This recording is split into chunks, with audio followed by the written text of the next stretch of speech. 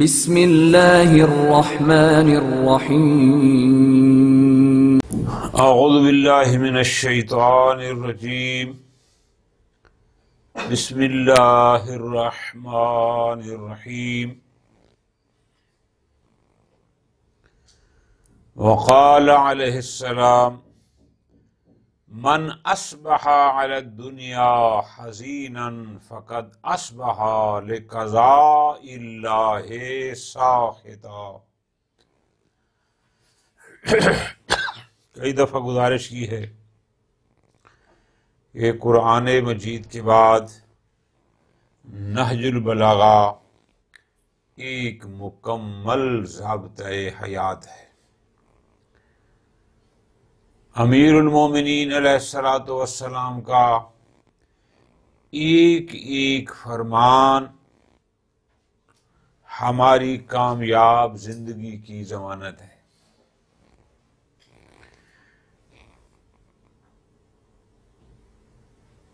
گزشتہ درس میں ہم نے 7 چیزیں پڑھی تھیں جس میں امیر المومنین نے فرمایا تھا یہ 7 کام تم کرو، اس پر یہ 7 انعام تمہیں ملیں گے۔ یہ جو ابھی ہم فرمان پڑھ رہے ہیں اس میں امیر المومنین ہماری 5 بری عادات کی طرف ہمیں متوجہ کر رہے ہیں۔ غور کرنا ہے کہ یہ عادت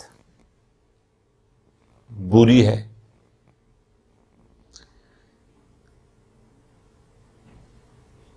اگر تم یہ عادت اپنا لو گے یا یہ کام کرو گے، اگر ایسا ہوگا تو اس کی وجہ بتائیے کہ ایسا کیوں ہوتا ہے۔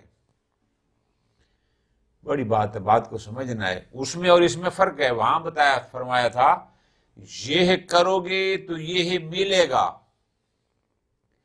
آج جو اس فرمان ذیشان میں بتا رہے ہیں کہ یہ 5 کام کیوں ہوتے ہیں، یا انسان یہ 5 کام کیوں کرتا ہے، اس کے پیچھے راز کیا ہوتا ہے کہ وہ یہ کچھ کرتا ہے جو امیر کائنات فرما رہے ہیں۔ یعنی کچھ چیزوں کی، ہماری عادات کی کچھ علل بیان فرما رہے ہیں کہ ایسا کیوں ہوتا ہے۔ مثلا ابھی میں پہلی بیان کرتا ہوں، واضح ہو جائے گا۔ فرماتے ہیں من اصبح علی الدنیا حزینا، حزین حزن سے ہے، حزن کئی دفعہ گزارش کی ہے، غم کو کہتے ہیں، غمگین ہونا، دھوناک ہونا۔ جو دنیا کے لیے اندوہناک ہو، فقد اصبح لقضاء اللہ ساخطا، وہ قضاء و قدر الہی سے ناراض ہے۔ یہ مفتی صاحب کا ترجمہ ہے۔ اب تھوڑا غور کرو، انسان کو حزن، غم، ملال کب ہوتا ہے؟ کہ جب اس کی محبوب شے اس سے چلی جائے، جس سے وہ محبت کرتا ہے، اگر وہ اس کے پاس نہ ہو تو وہ پریشان ہوتا ہے، غمگین ہوتا ہے۔ من اصبح، الفاظ پہ غور کرو، علی الدنیا، جو دنیا پر غم زدہ ہو، مال دنیا تھا، چلا گیا، اب یہ بندہ اس پر حزن و ملال، غم زدہ ہے۔ بڑا غور کرنا، تو کیوں ہے؟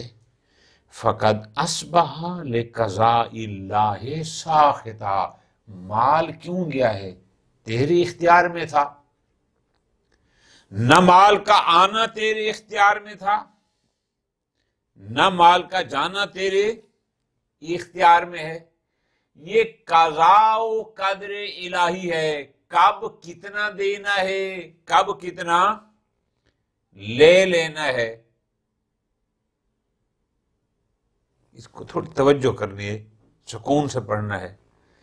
اس کا مطلب ہے تیرا اس دنیا پر غم زدہ ہونا، اس کے پیچھے کوئی اور عامل ہے۔ وہ عامل کیا ہے کہ تو اللہ کی قضاء و قدر پر ناراض ہے۔ سخط یعنی ناراضگی۔ یہ جو تو غمگین ہو رہا ہے کہ یہ دنیا میری چلی گئی، میری فلاں چیز چلی گئی، اس کے پیچھے کوئی اور چیز ہے۔ وہ کیا کہ تو قضاء و قدر الہی پر ناراض ہے۔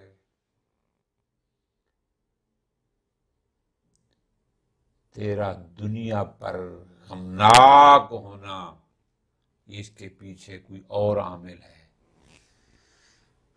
نتیجہ، ہر جملے میں نتیجہ لینا ہے۔ اس کا مطلب ہے دنیا پہ غمناک نہیں ہونا، دنیا چلی بھی جائے غم زدہ نہیں ہونا، اندوہناک نہیں ہونا۔ کیوں؟ اس کا مطلب ہے تو قضاء و قدر الہی سے پھر ناراض ہے۔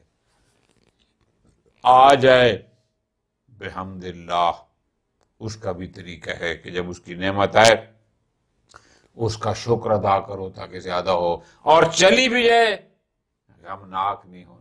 کیوں؟ اس لیے کہ یہ قضاء و قدر الہی کے تابع ہے۔ تو اللہ کے فیصلوں پر ناراض ہوتا ہے کہ میری دنیا کیوں چلی گئی۔ اس عادت، یہ بری عادت ہے کہ دنیا کے جانے پر غمناک ہونا، حزین کہتے ہیں، غم زدہ ہونا۔ ایک ہو گئی۔ دوسری، من اصبح یشکو مصیبتا نزلت بہ فقد اصبح یشکو ربہ۔ جو اس مصیبت پر کہ جس میں مبتلا ہے شکوہ کرے تو وہ اپنے پروردگار کا شاکی ہے۔ بہت غور،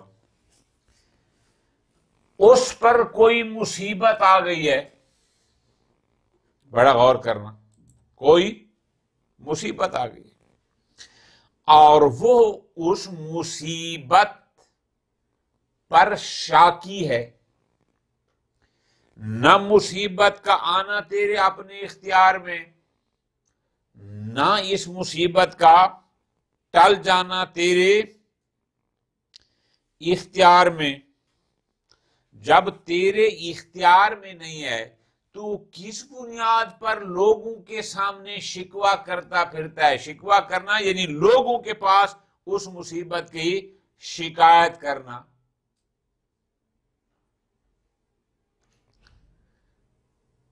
آنے والی مصیبت پر لوگوں کے سامنے شکایت کرنا، در حقیقت یہ اپنے رب کی شکایت کرنا ہے۔ کیوں؟ اس لیے کہ مصیبت کا آنا تیرے اپنے اختیار میں تو نہیں تھا۔ وہ جو مصیبت آئی ہے جو ان لوگوں کی دی ہوئی تو نہیں تھی جن کے سامنے تو اس کا شکوہ کر رہا ہے۔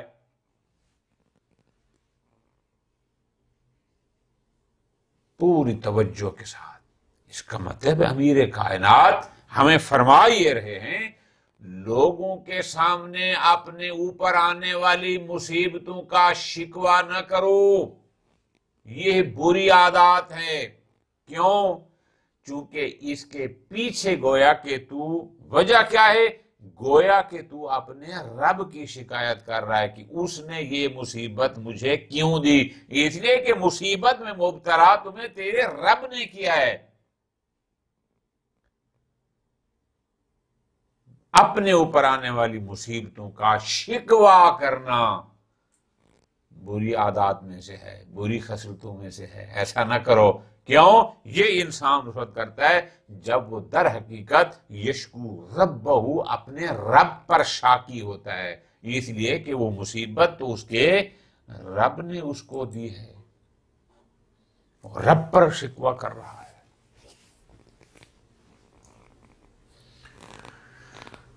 نمبر 3، من اتا غنیًا فتواضع لہ لغناہ ذہب ثلثا دینہ. یہ عادت ہم میں سے اکثر لوگوں میں پائی جاتی ہے، اکثر لوگوں، کم میں نہیں، زیادہ میں. مفتی صاحب رحمۃ اللہ علیہ اس کا ترجمہ یوں کرتے ہیں، پھر بحث کرتے ہیں. جو کسی دولت مند کے پاس پہنچ کر اس کی دولت مندی کی وجہ سے جھکے تو اس کا 2/3 دین جاتا رہتا ہے.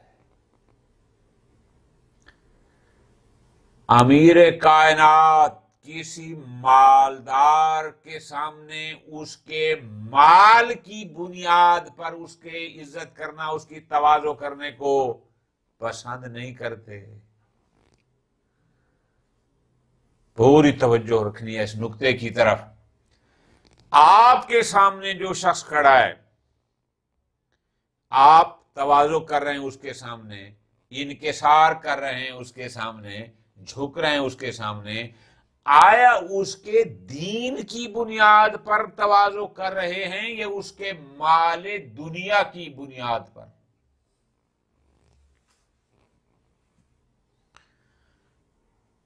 یہ عادت عام ہے، بہت زیادہ ہے. ایک شخص کا پتہ بھی ہے کہ وہ تارک الصلاۃ ہے، شارب الخمر ہے، ظالم ہے، بے دین ہے، لیکن چونکہ مال دنیا اس کے پاس زیادہ ہوتا ہے، ہم نے اپنی آنکھوں سے دیکھا، دنیا اس کے مال کی وجہ سے اس کو جھک رہی ہوتی ہے. امیر المومنین اس عادت کو ناپسند کرتے ہیں. فرماتے ہیں من اتا غنیًا، غنی یعنی مال دنیا، جو مالدار، جو بندہ کسی دولت مند کے پاس آئے، مالدار کے پاس آئے، فتواضع لہ لغناہ، فتواضع اس کے سامنے انکساری کرے، جھکے. کیوں؟ لغناہ اس کی اس دولت اور مال کی بنیاد پر. جو یہ عادت اپنا لے، یہ کام کرے، فرماتے ہیں ذہب ثلثا دینہ، اس کے دین کا 2/3 2/3 حصہ چلا جاتا ہے. کل دین میں سے 2/3 یعنی دین کے 3 حصے کرو تو 2 حصے اس کے چلے جاتے ہیں، اس لیے کہ یہ ایک دولت مند کی دولت کی بنیاد پر اس کے سامنے جھک رہا ہے اور انکساری کر رہا ہے.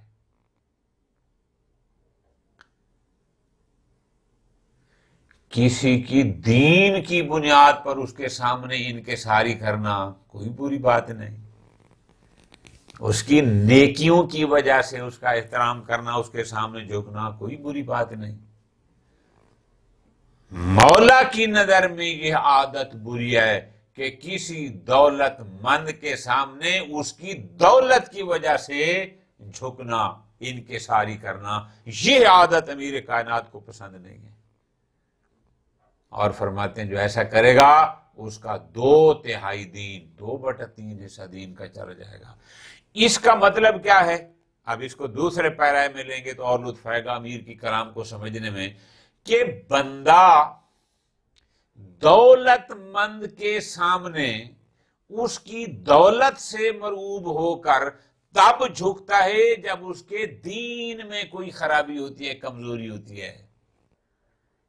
جس کا دین اور ایمان مکمل ہے وہ پھر کسی کے مال دنیا سے متاثر نہیں ہوتا، چاہے کوئی جتنا لینڈ لارڈ بھی کیوں نہ ہو، جتنی بڑی دولت کا مالک بھی کیوں نہ ہو، چونکہ اس کے نزدیک احترام، عزت کا معیار دین ہوتا ہے، کردار ہوتا ہے، دولت نہیں ہوتی.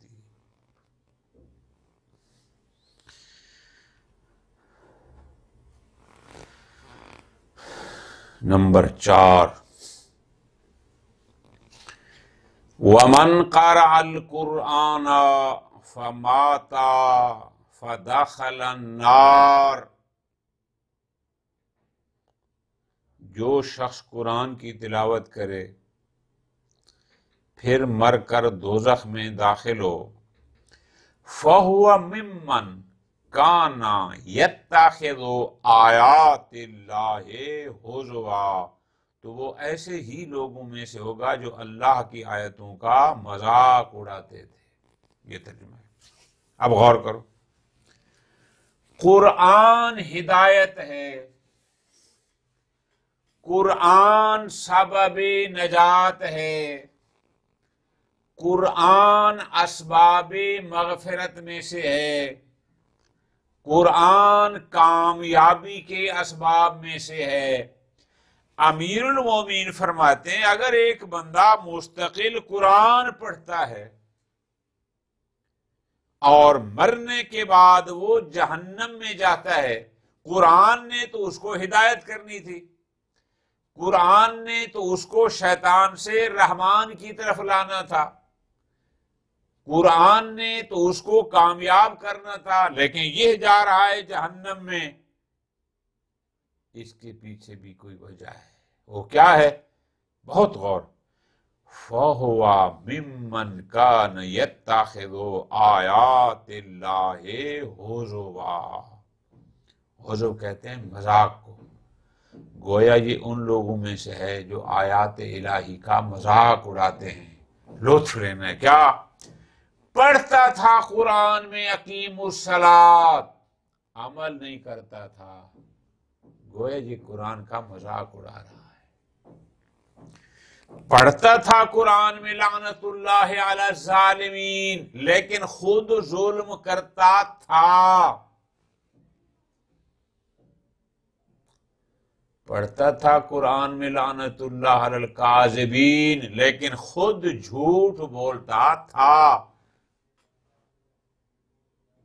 پوری توجہ کرنی ہے، صرف قرآن مجید کی آیت کو پڑھ لینا اور الفاظ کا رٹا لگا لینا یہ کافی نہیں، بلکہ احکام قرآن پر اعتقاد بھی رکھنا ہے کہ جو کچھ اللہ تبارک و تعالی اس کتاب مقدس میں فرما رہا ہے وہ سب حق ہے اور وہ ہماری ہدایت کے لیے ہے۔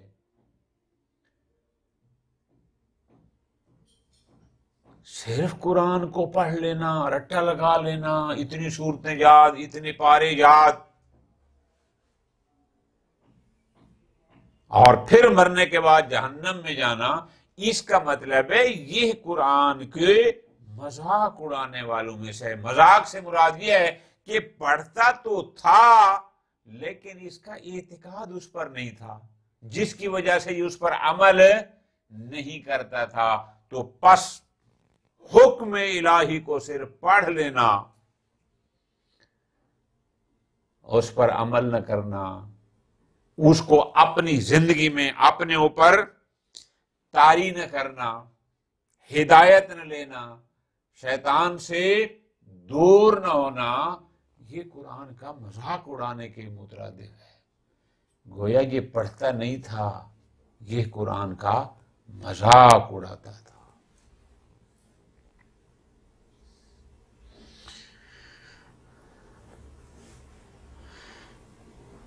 نمبر 5، وَمَنْ لَهِجَ قَلْبُهُ بِحُبِّ الدُّنْيَا الْتَاتَ قَلْبُهُ مِنْهَا بِثَلَاثٍ۔ من لَهِجَ قَلْبُهُ بِحُبِّ الدُّنْيَا، جس کا دل دنیا کی محبت میں ورفتہ ہو جائے، التات قلبہ منہا بثلاث، تو اس کے دل میں دنیا کی 3 چیزیں پیوست ہو جاتی ہیں۔ لاہجہ یعنی کسی چیز میں فریفتہ ہو جانا، ٹھیک ہے جی، اس کا عاشق ہو جانا، اس کا دیوانہ ہو جانا۔ التاتا نیا لفظ ہے عربی میں، بمانا इल्तासा का, मिल जाना। मुफ्ती साहब ने प्यारा तर्जुमा का, यानी पैवस्त हो जाना। अब जरा गौर करो कि जो शख्स जिसके दिल में हुब्बे दुनिया बैठ जाए, दुनिया का आशिक हो जाए, फरेफ्ता हो जाए, ये माल, ये माल, ये माल, ये माल, ये इख्तिदार, दुनिया का फरेफ्ता हो जाए, जिसके दिल में दुनिया की मोहब्बत इस हद तक हो कि उसका फरेफ्ता हो जाए, उसके दिल में 3 चीजें पैवस्त हो जाती हैं।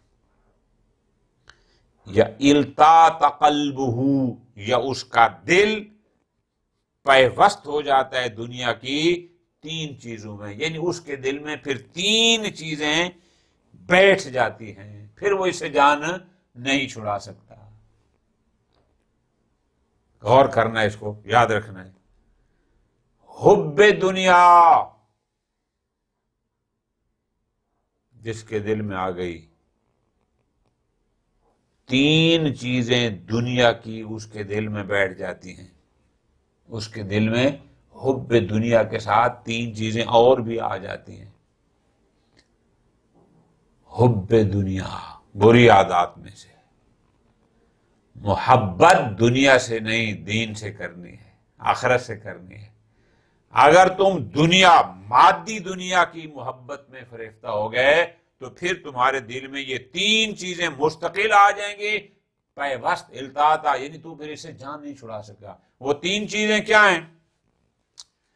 हम्मिन ला युहिब्बु, ऐसा गम जो उससे जुदा नहीं होगा।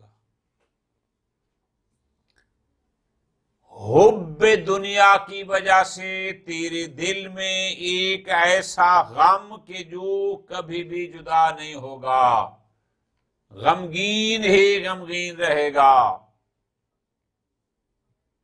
ये हुब्बे दुनिया का नतीजा है।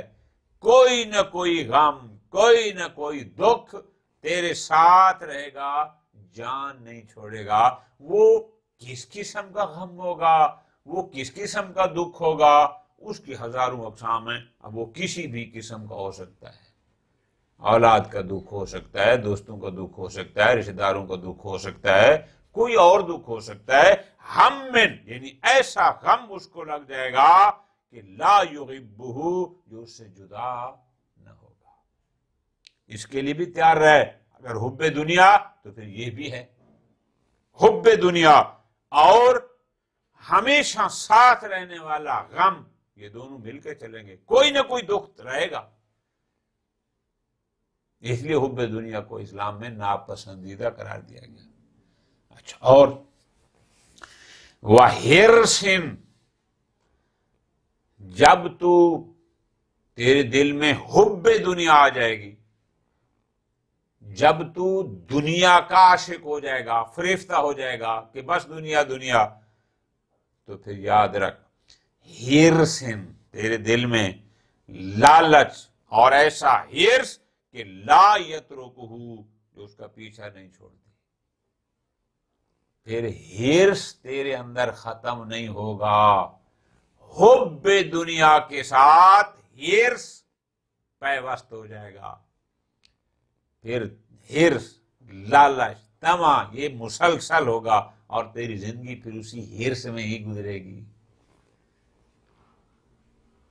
और तीसरी चीज जो हुब्बे दुनिया के साथ मरबूत है कि अगर हुब्बे दुनिया है तो तेरे दिल में एक और चीज भी साथ उसके चलेगी, वो है आमलिन, एक ऐसी उम्मीद, ला युद्रिकुहु, कि जो बर नहीं आती, जिसको दर्द नहीं आता। क्या मतलब? यानी एक ऐसी ख्वाहिश तेरे दिल में आ जाएगी जो कभी भी पूरी नहीं होगी।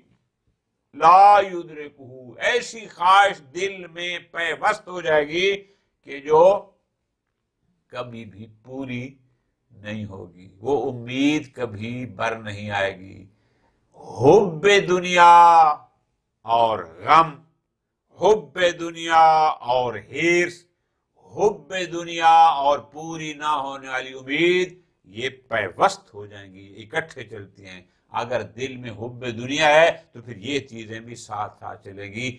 امیر کائنات اس دنیا کی محبت کو خصلت زشت، بری عادات میں شمار فرما رہے ہیں۔ وصلی اللہ علی محمد وآل محمد۔